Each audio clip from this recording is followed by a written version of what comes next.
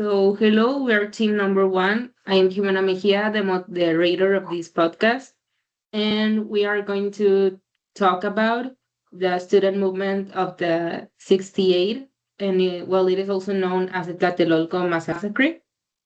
The origins of this movement, it is way before the date that is October the 2nd of the 68.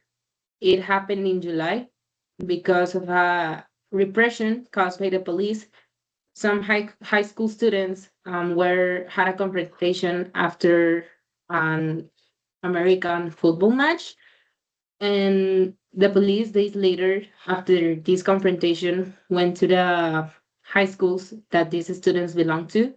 I think there were high schools of the UNAM, and the police started to be aggressive with the students and the professors in the institution, and the people, well, because of this start, it started to disinvolving in a bigger and more harsh movement, until people from different aspects started to involve. Besides the students from the UNAM and IPN, there were also professors, it's intellectuals, housewives, workers, and also professionists who were they all were repressed by the Mexican government, and the Mexican government was in hands of the president at the time, who was Gustavo Díaz Ordaz.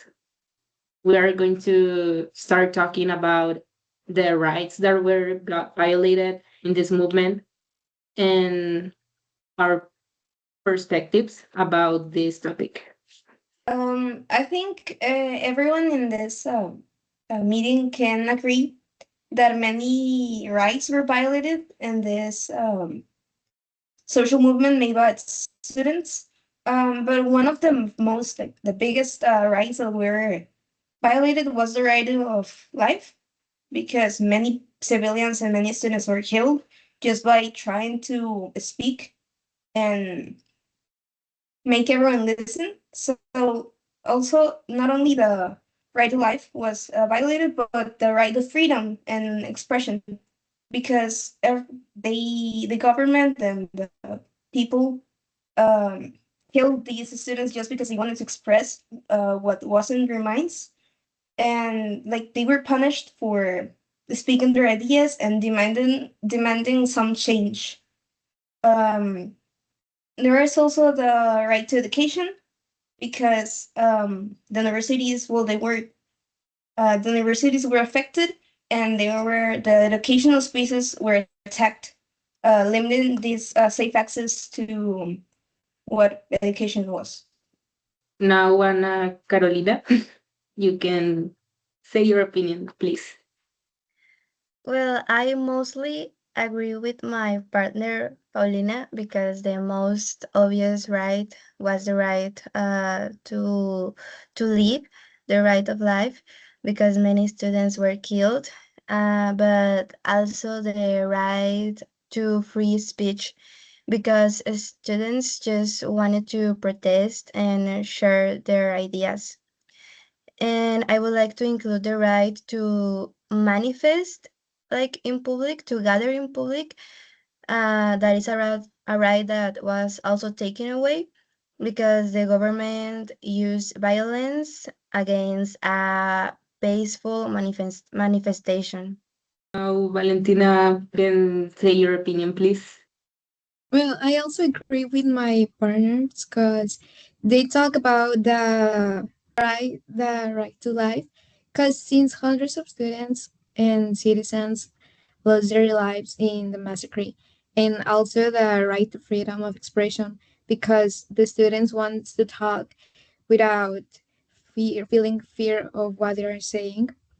We also believe in the right of to peaceful um, the peaceful assembly was taken away since the protests were not respected as legitimate demonstrations, and also the right to safety and protection from the state was completely ignored because instead of protecting its citizens, the government turn against them.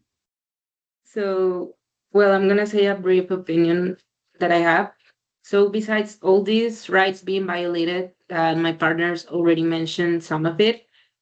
I think that they also wanted to have like a more, I don't know, liberal system of education because the back at the time Mexico had a very conservative education system that didn't let others' opinions get into it or influence it. And because of that, nowadays we have us as students have a better education system than before. We can now say our opinion or be more expressive than before because of all this fight that all these people had done. And I saw Valeria raise her hand. So could you please state your opinion? Okay, so I agree with my partners that the most violated right was the right of life.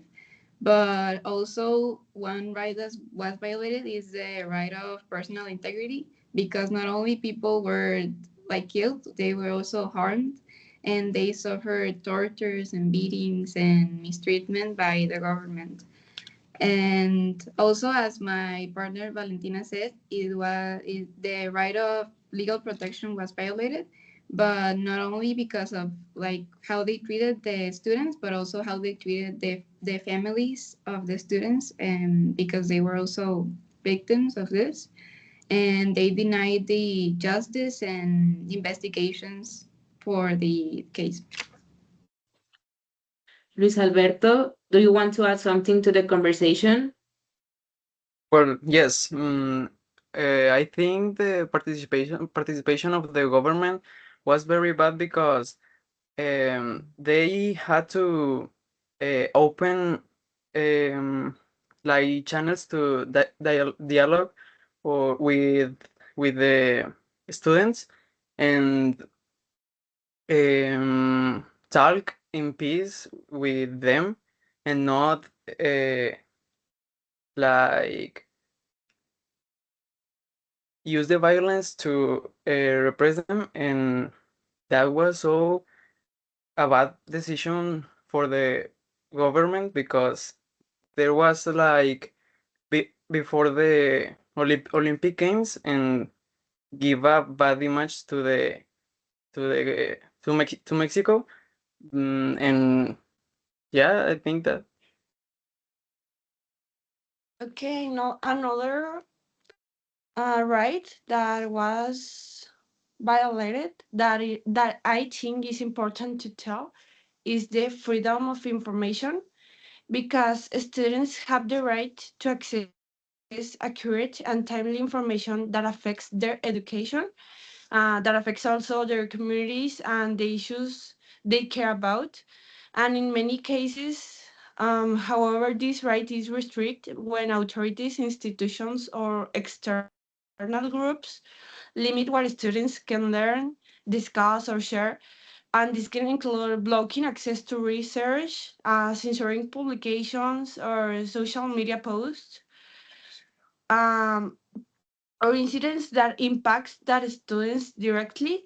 When students are denied this information, it, it not only weakens their ability to organize the information decisions, but it also undermines transparency and accountability. You know, like we lost this communication by the social media because it's very influenced by the politicians or the authorities. So yeah, something I want to add to what my partner Andrea said is that, as I said before, the government of Gustavo Díaz Ordaz had a very strict system. It was full of censorships, disinformation, and they hid the truth to the public, so people couldn't know about what politics was about, corruption, and many other things. So I believe that another right that was violated was the right of truth and also the right of liberty expression. So now my partner Marco can talk. So yeah, I think it's a very impressive thing that not only the government of Estados Unidos was the only who hide the truth. It's not till the government of Enrique Peña Nieto that was we were able to actually look into the information of the massacre of Tlatelolco. So yeah, even the things that the government do, like you know, covering the some people to you know, there's some misinformation that were the students who started to attack to the military uh, employees, the soldiers, were actually people from the government. So the things that the government of Gustavo Díaz Ordaz did was not even with the human rights, causing the movement of even nowadays the government used to do horrible things in the name of actually good movements. Even I would like to add that in some feminism movements, some people used to, you know, in the name of the movement that is feminism, they do like destroy things, and what this do is they cause the people who only watch this information very like not that deep. It's just causes a bad view of these movements that actually want to kill every every people in the country. So well, yeah, this movement I think well, yeah, it was a silent movement. Like they did not want it to cause like to do a bad image of students and professors and everyone that were involucrated. So I think it's very important that we look to what they did and what we have now as students. And now for my partners, Ivan and Emilio, do you want to add something? 10 students moments of 78 in Mexico was decisive moments in the Claudine history has with Glashenberger, student from the National Polytechnic, National Autonomous University of Mexico, what's the free statement like money conflict some students into a nativity patterns as representation and the lack of freedom. The 10 students for seeking violence was a petition which seeks clearance demands from policial prisons. The, num- the number of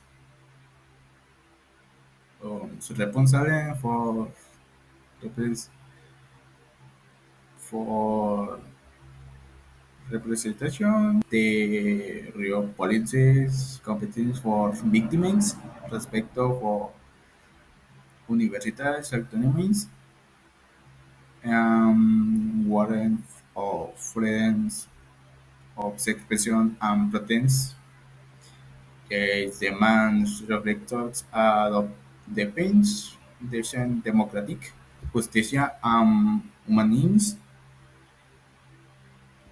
how, however the governments were Gustavo Díaz, responde words havers democracy were uh, persecuted and represented the tension re- reached his havers points of October and student of students and city mm, and the plaza de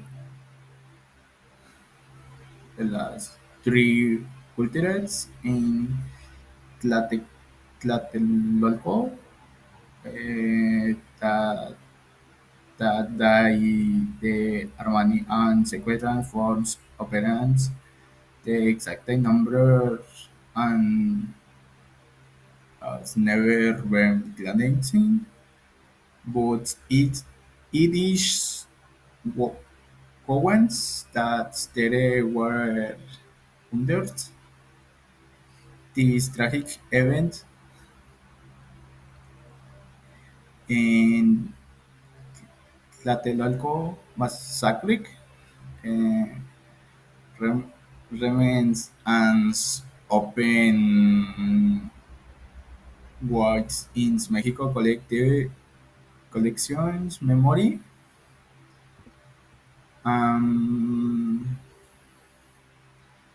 and toda y more that fits decadence that uh, there is why to honor through the word Florence in lo to learn from trading's elections the Hi, my name is Hashem, and today I want to share my personal opinion about the movement. And every time I read about it or see the pictures, I honestly get goosebumps, especially este, those black and white photos where you can where we can see the students with tape over the mouths standing in silence. These images are so powerful. They say more than words. You can really feel the fear, the courage, and the sadness at the same time.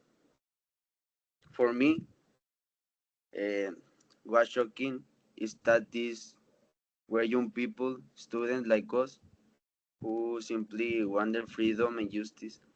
And instead of being listened to, they were repressed with violence. That makes me think about how dangerous it is when a government is afraid of these own people.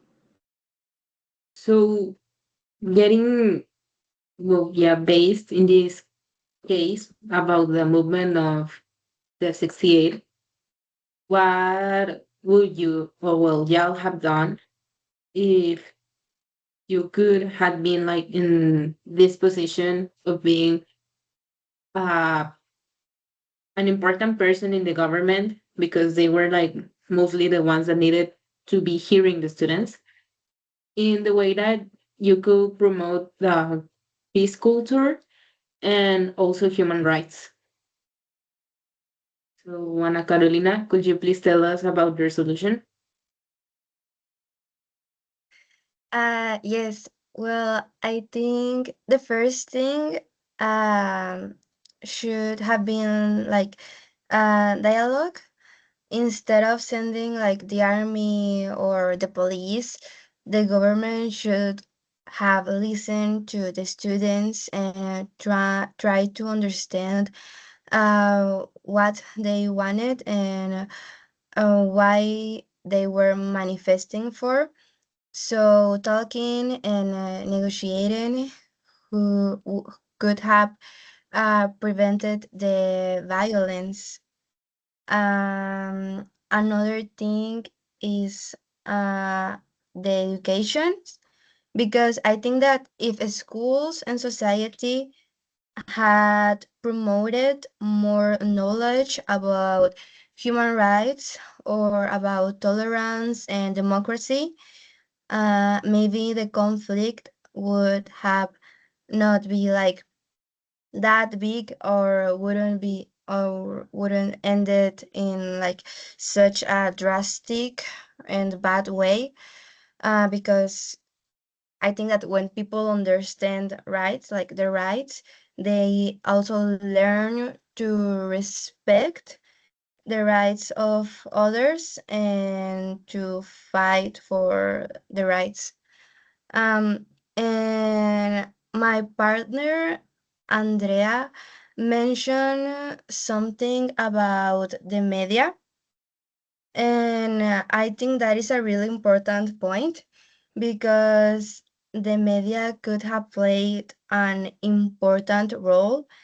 At that time, many newspapers supported the official version, but like they didn't show the reality of what was happening, because the government was controlling like the information that society was receiving. And if these newspapers of the media in general would have been like free and honest, the society who could have like pressure the government and maybe stop the repression that the students were having. And yeah. So, Andrea, could you please tell us what would you have done? Okay, I totally agree with Caro. I think the most important part in a conflict is the communication. Even if it is a big problem, a little problem, every time the communication is one of the most important parts. Have this dialogue between students, in this case, representatives, and school or government authorities will, I think if they will have that dialogue, the things might be different. And yes, by maintaining open communication, both sides can negotiate and address problems constructively. And additionally, I think that providing workshops or training on peaceful activism and legal rights could empower students to organize safely and effectively.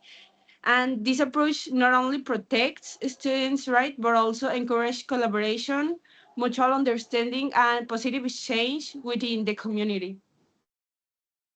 So, in my case, what I would have done to approach this movement is first have a control of the people that are in charge, or well, that are in my government. What I mean to this is that having a control of the people that are in this case, the police, because they were the ones that started to offend the rights of the students and professors and originated this movement for students. Also, having I would have listened to the necessities that students had. For example, to a more, well, yeah, as I said before, a more liberal system of education. What I mean is that not only that education is not influenced by the government, but also to that students can approach, no, can make a better education system by having their liberty of expression in classrooms, and also encourage students to keep studying and just improve their conditions. For example, I think classrooms were pretty deteriorated, and they were not in the best conditions for studying. And all these things had caused students to not, well, yeah, to manifest themselves. And even though it was a silent movement, like no disaster, no harm at all to, I don't know, locals or the government. The government couldn't do a good solution, couldn't look for a good solution and approach the necessities of students in the right way. So now, Paulina, can you talk about your solution? Yeah, well, I think like if I had been born at that time or I had been conscious at that in that context, I think I would have liked if there were a bit more of dialogue, as Caro said, because I think if government authorities had listened to the students or had an open communication with at least some of the students, they would have listened to their demands and concerns, and maybe they could have reached an agreement. Like maybe it's because they didn't know what would have happened, what would happen. They didn't listen, so they didn't do what it had to be done. And I think there is also, since it wasn't a very like it was um a while ago, maybe there hadn't been a bit of that much of uh, strikes or protests. So maybe there wasn't that much of knowledge about how to handle this type of protests. Um, since um, since they didn't know, there wasn't much information. I think they maybe didn't have the right way of training for the security forces. They hadn't been trained with non-violent methods, and maybe if they had been trained with a non-violent method, I think there could have been a safer space, and this could lead to the students to being able to express without having this fear, and maybe this accident this the outcome wouldn't have been as bad as it was. So yeah, I think there was a lack of information about the topic. So yeah, that's my opinion. So yeah, there were very conservative times when people had more conservative minds. So I saw Marco, you raised your hand. Could you please talk about your opinion? Yeah, I would like to state my response as a person who was in the government, especially in the presidency, because I think the students who the students did everything they could as the Consejo Nacional de Huelga was consumed by those years, that year. So obviously the negligence of the president and his secretary, that was the next president, Luis Echeverria, it was super big. So I would like to just listen to the leaders of the movement that was at the point. And as my mate said, it would be so much better outcome. And that's why. So another partner, my partner now, Luis Alberto, will can you please tell us about what will be your solution? Yeah, I think if I like Pausa is born in that time, I would choose the position of the students. Um, Instead of responding with military force, I would have opened like if I were the government, I would have opened a space for dialogue with the students. Their demands were not unreasonable. They were just asking for respect, freedom, and an end to repression. And listen to them will show like empathy for the government and not fear, because they were fear like the students like derogate the government or something like that. I believe that sitting down with the students, university leaders, and the human rights organizations would have been the right move. Transparency and honest communication could have prevented unnecessary bloodshed. This tragedy teaches us that ignoring voices only create more conflict, and with the dialogue, we can build trust and peace and respect all these rights for all the people, and yeah, create a, a nation with peace and all clear, and that's what I think. So now, Valeria, could you please talk about the resolution? So if I was an authority from that time, I, as my all my classmates have said, I think one of the most important things is the communication and the open dialogue. I would also not only talk to the students, but also like school leaders because they are also part of it, and like hear what their demands, because I think like they also would have an opinion about it. Like some of them would have an opinion about not having full freedom of expression, and not like telling the truth to the students.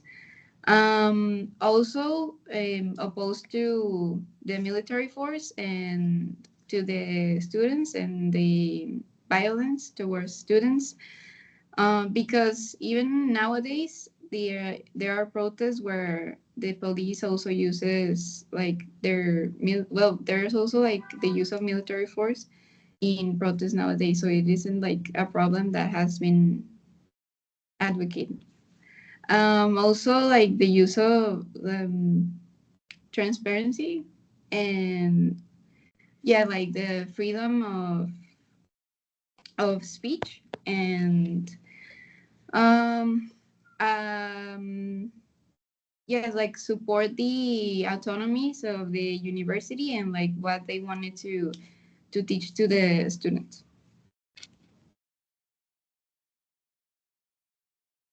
So now, Valentina, you could say your opinion, please. I also agree with all my partners because I think encouraging dialogue instead of confrontation could be a great solution. And but also, another thing I will have done is to promote non-violent actions like peaceful march in cultural events or debates to show that change can come through unity and respect, not from aggression. And another thing I will have done is work on building alliances with teachers, parents, and community leaders to strengthen the students' message by including more voices from different parts of society. It will have been possible to create a large support network and show that the demands were not just the students' concerns, but a call for justice that affect everyone. And personally, I believe this could have helped reduce tension and make the government more willing to listen because it will show that the movement was peaceful, organized, and supported by the community.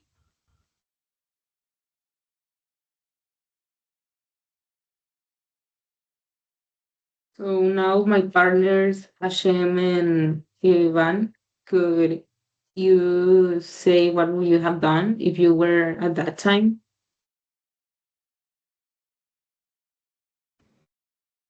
I agree with my parents too. And for me, the solution is not to stay in silence anymore. Back then, students were punished for speaking up, and today we have more freedom. So I believe your responsibility is to actually your voice. to demand justice, to defend your rights, and to stay informed. Another solution, in my opinion, is memory. We can just let the story fade away. Remembering October 2nd is part of making sure it doesn't happen again. That's why education, open conversation, and respect for human rights are so important. I think the best way to honor those students is not only to remember them, but to continue what they started, building a society where freedom, democracy, and justice are real and not just words. The solution, the main solution, and to prevent events like those of 1968 from happening against is to ensure open dialogue with governments and society was strengthening democratic and women rights in it. It is essential to respect the freedoms of expression and protest listings to people's demands. So I think we can conclude when we all agree that it was not the right approach. There was a lack of communication and a very conservative system that didn't lead to the best way to give a solution to this movement or well to the necessities of the students. And I think we can also all agree that thanks to all these people that did a very big sacrifice, we now have the liberty we have as students. So this was all, and thank you.